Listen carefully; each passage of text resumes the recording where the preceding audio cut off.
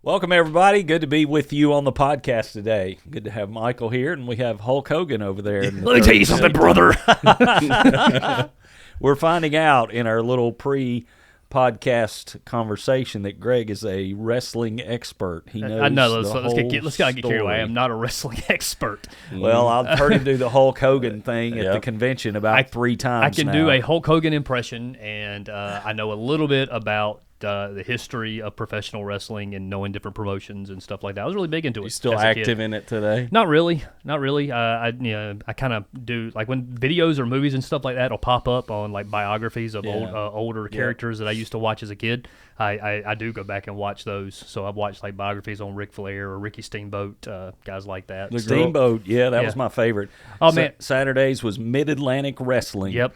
And it'd be Ricky Steamboat and Ric Flair and Blackjack Mulligan, and this is old stuff. Wahoo McDaniel, man, those were the days. So I wrestled in high I sound school. like my grandpa. Yeah, you now. do. Back in the old days. I did amateur wrestling in high school, and before that I did a little bit of amateur wrestling before that, and so we would travel around and do tournaments and stuff. And I remember being at tournaments and seeing Ric Flair and Ricky the Dragon Steamboat at those tournaments. Their sons were wrestling in them as well, and so you'd see them walking around, and there's always this massive crowd walking around, and I thought it was the coolest thing. Like, oh my gosh, there's Ric Flair over there. There's Ric Flair. Yeah, so all right. The girls aren't into wrestling? The girls are not really into wrestling. Man, get them into wrestling? I mean, I've tried. They like to be thrown and body slammed, but I mean, they're not going to sit down and watch it.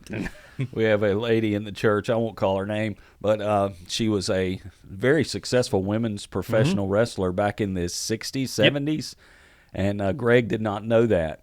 And he went to the hospital to visit her one time and found that out. And he called me and said, "This is the best day It of was. my It was life." really. But it turned. It has rapidly turned into a day that I don't know that I like so much, because you keep threatening to have her body slam me on stage or to put me through a table. We did a series, something about, what was it, In the In the Ring. Ring. Yeah, we were talking about weddings or marriage and In the Ring.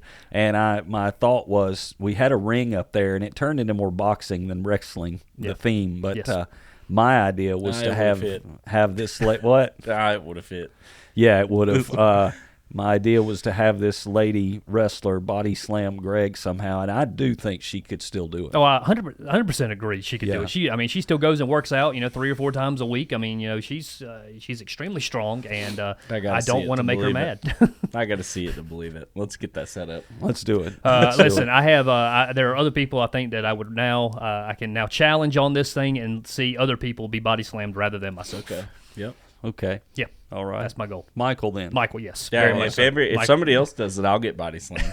Somebody I wouldn't gotta do it mind. first. I'll go We through should a do table. that for Father's Day next year. Yay! What's it got to do That's with an idea. Father's Day? You Don't just know. got to make men suffer, you know. All Hey, right. we will next year. We will have 2 individuals on staff. It'll be their first, official that's Father's true. Day next No year. kidding. That would be really That's cool. right. 2 guys I will like have their that. first I'll go through a table. I John don't mind. and Michael got to get body slammed on Father's Day next year to kind of commemorate their first official Father's Day. Sounds good. I like it. Yeah, that's a lot So of. now that you guys are a part of that, you guys get to hang on to that one. Yeah.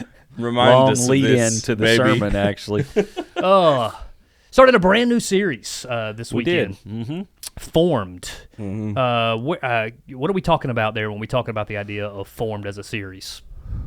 We're talking about the fact that we're all being formed by something. Somebody may think they're not. Somebody might want to push back on that and say, well, no, I'm not being formed, but every one of us is. We're being formed either by the culture around us, the people around us, or we're being formed by Jesus inside of us. Mm-hmm. I love it in Romans 12. It's the whole conformed to the world or transformed, and it just makes for a good wordplay there. Conformed or transformed. You got a choice. Yeah. You can be shaped by the world around you, by this pressure from the outside, or you can be transformed from the inside by the presence of Jesus. Yeah. So, yeah. Spending a couple of weeks diving deep into Yeah. Romans 12, 1 and 2. Yeah, we should spend 3 or 4 weeks in that. We should spend. Yeah, 1 down, at least 2 to go. Yeah. Yeah. We'll see how that goes. Right. Sometimes a 4-week series turns into 7, but when you get into it. We it felt like this week was a little bit of a setup as far as what where we're going the next couple of weeks. But really taking verse 1 there that Paul writes to the church in Rome and talks about the idea of being a living sacrifice, and you contrasted that the Old Testament sacrifices that are there, but really kind of looking at, hey, we're presenting ourselves as a living sacrifice in response to what Jesus has done for us. Yeah, that was a hard message for me personally. It was really hard for me to find the voice of it and to boil it down. There's so much in there, you could probably do 4 messages out of that if you wanted to through each word. So that was a struggle for me. That message was tough, and what I've talked to you about it. It was, I kept trying to find it, and struggle with it through the week, just like I always do. And then every one of them was different. Yep. Thursday and all 3 on Sunday, they were all different because I was just trying to just let God be God in the moment and get away from the notes. I didn't like the notes and the way it was laid out. People might find this strange, but I just didn't like that message. I never got comfortable with that message. Right. Of course, I love the Word and I love what it did. I could never get comfortable with it, so every one of them was different. So before the podcast, Greg asked me, which message are we talking about? Because they were all different this week. Same scripture, it just was a different flow. We've said this a lot at different points in time too. That sometimes there are messages that you preach that you just absolutely love, and you think are a winner, and you kind of walk away from it, man, saying I really felt good about that. And then there's other ones like this one that you never quite get comfortable with. But we also have this idea too, and we see it happen all the time, that the ones that we don't necessarily feel comfortable with, man. Oftentimes that's the one that people tend to get the most out of. And I kind of pushed back a little bit on you, and just like, I don't know what you're talking about, man. I thought it was really good. I thought all 4 of them were great. It's funny when you're speaking regularly. Sometimes it's absolutely true that you will really like a message and think it went well, and you'll hear no feedback from it. Mm-hmm. And then you'll do one that you struggled through the whole time, and it was just a fight, and you thought, man, that really stunk. And 10 people have come to you telling how God changed their lives, because it's not about you and how you feel. It's about the Word, and the Word has power. And if you stick with the Word, there's going to be power there. I think we had 6 people get saved this weekend, I was getting ready to say, pretty powerful. For 6 people, you can't complain about that. For 6 people, they walked away saying, hey, man, my life's been forever changed, as God's working through His Word, and the Word is being shared there. As a communicator, it's really easy to gravitate toward everything you like, and I like to laugh, and I like upbeat stuff. I like uplifting stuff. Mm-hmm. Sometimes there's tough messages there, like living sacrifice. That's a hard message to preach, and it's not the how Jesus can help you have a great life message. You know what I mean? And that message is out there so much, and I'm afraid at times we try to twist the gospel into that Jesus died in order to give us a great life. Right. And this was not one of those messages. It's Jesus died for you. He laid down His life for you. Now you in turn lay down your life in His service as a living sacrifice. Yeah.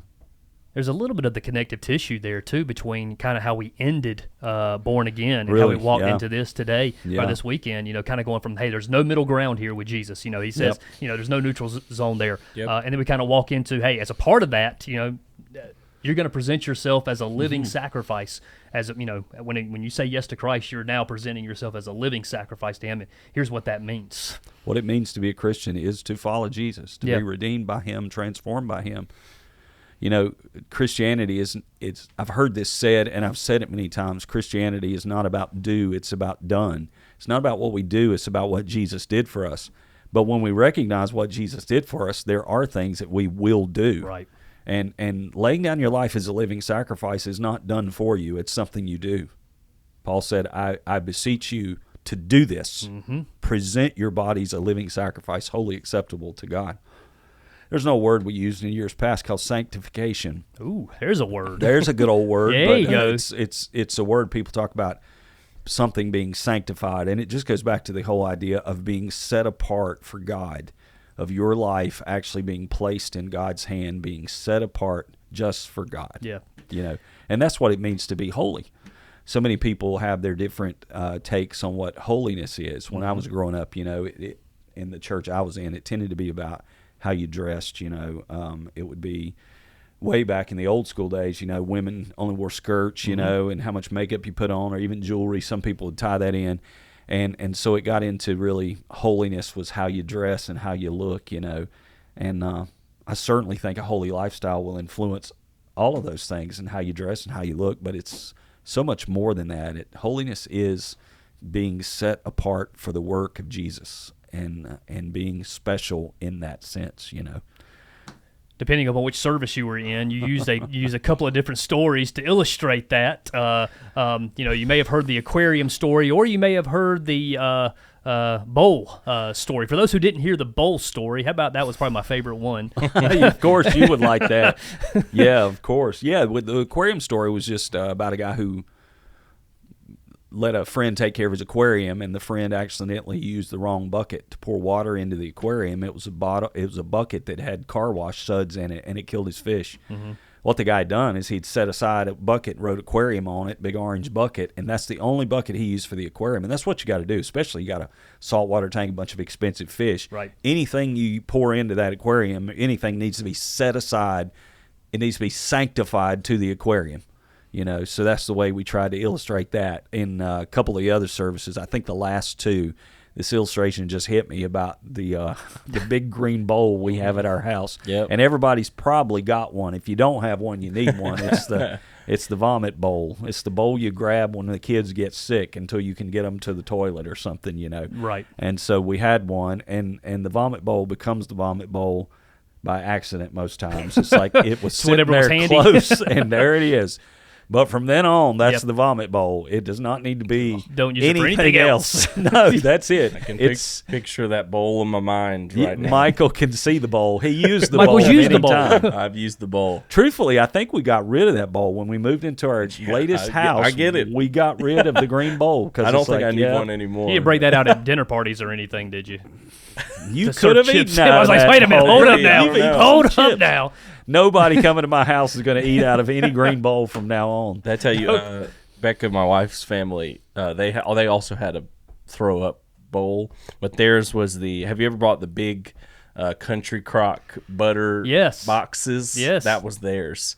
So I remember those. The plastic Country Crock the brown plastic Country Crock butter things. They'd use all of it, and then it would become their vomit bowl. So like in the car, they would use that.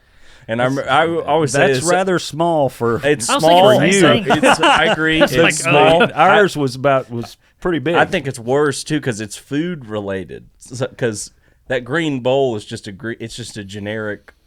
But the Country Crock, typically when you see it, it's food. There's butter in it, and that now you're associating that. I with may vomit. never eat butter again. That's right. I mean, I have one in my fridge. Certainly right now. not at their house. So at your house, is that going to be? Are you going to go with the green bowl of the Cravers or not. the Country Crock We actually of the use Shepherds? Country Crock, so No, probably not. I should have passed the green bowl down to you. Yeah, well, I would have appreciated it, maybe. The whole idea behind that, and I did switch illustrations, Yeah. and I don't know which one worked better. No, I can tell you this one right here did. Yeah, But I like the it's vomit. just the idea of Guttural. having something set aside for one purpose. Right. And you could just apply that to a whole bunch of things. But that's what it means to present your body a living sacrifice. It's like, God, I'm set apart for your purposes. I'm not going to participate in things or let things into my life that are off mission. Right. You know, when you know what your mission is, one of the critical things for an individual, an organization, whoever it is to stay on that mission, to know why you're put here and to stay on it, and don't get involved in things that distract from that. And our mission is to glorify Jesus and bring people to Him. It's to make Him known in this world and spread His gospel. Therefore, we should not allow things into our lives or get involved in things that distract from that. Yeah. It's a higher purpose.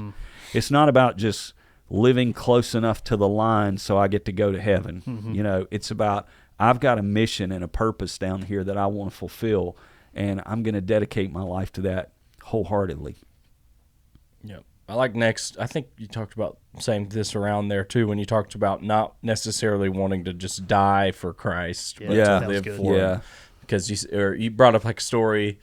When people are young and maybe get saved in a really big way, everybody just wants to go out and die for Jesus. And you talked about how it's not really just about Jesus didn't create you just to instantly just die for Him. It's a real story. Our Bible college professor said, son, he told a guy this. He was saying, I want to be willing to die for Jesus. He said, son, God does not asking you to die for him. He is asking you to live for him.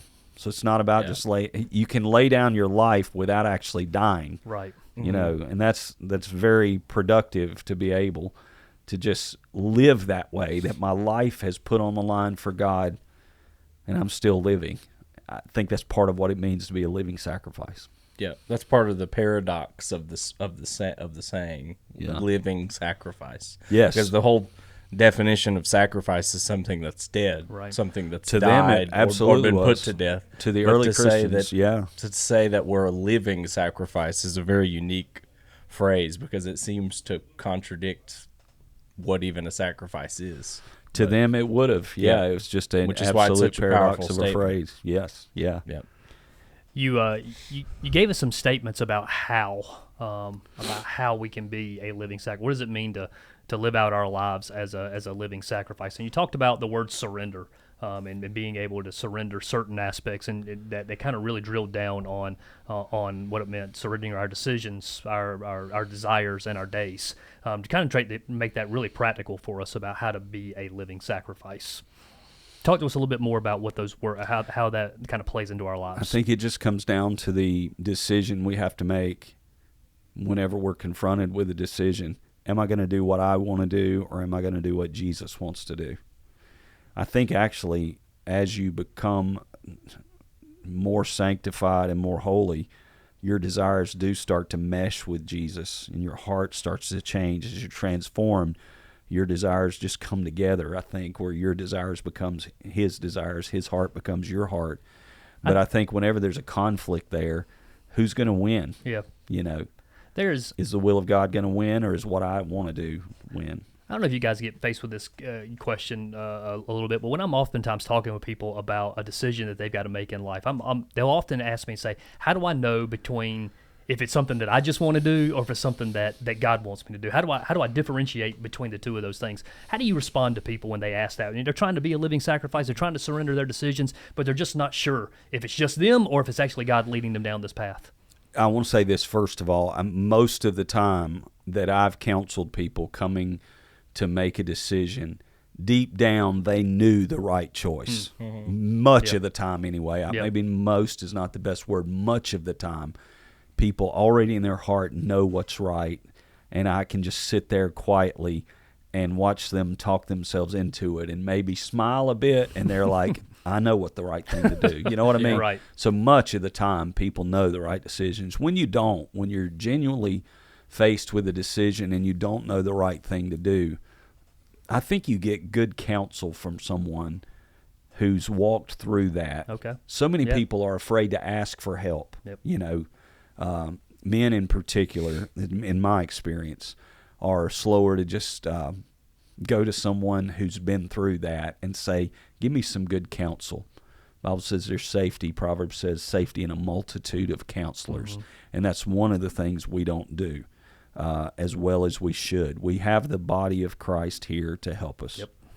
Right? That's good. What do you do when you're trying to replace a faucet in your house and you want to try to save the money and put it in yourself, which may cost you in the long run, but you're going to try. Look it up on YouTube. You go to YouTube. I fixed my robot vacuum last week, by the way. Yep. Not doing that. Well, what did you do? You didn't call Yep. anybody. You didn't have to take it anywhere. No. There's just a wealth of knowledge there. You can find about anything on YouTube on how to fix something. So you went to someone who had done it, who could demonstrate it for you there in a picture, and you fixed yours. Yep. That's great. critical, I think, to making good decisions, is to find somebody who's done what you're trying to do. Yeah. You know, if you're having a marriage problem, as we all do, find an older couple, either the man or the woman, whoever corresponds to you, you know, find them. That's a weird way to put that. We know we what leave you're saying. these unedited too, don't We know we? what you're saying. If you're a guy, talk to a guy, or maybe it's a couple. You sit down with a couple and talk through it with them. Right. You know, don't run. And this is going to sound. It may sound. I don't know. It may not sound correct, but don't run to your friend who's had 5 failed marriages. You know what I mean? Right. Yeah. Don't just go talk to all your friends who are going to agree with you and get on your side. Whenever Yeah. if I have a marriage situation going on, I don't want somebody who's immediately going to jump on my side and say, you're right and she's wrong. Yep. I want somebody who can stand back and be objective, someone who's proven they can do this. I tell people all the time, if you want financial advice, don't ask your broke friends. Yep. Yeah. You know, don't ask your person who's covered up in debt and just, you know, Exactly. ask somebody who's been successful with it. Yeah. So that's the one word I'd give to people. If you want to do the right thing, talk to people who've done it. Yeah. Mm-hmm. Yep. It's good. Well, I guess that's about it for today. Is it? Anything else? I don't have anything. No, I Okay. think I'm good. We'll see you next week, everybody. Thanks for being with us. Great.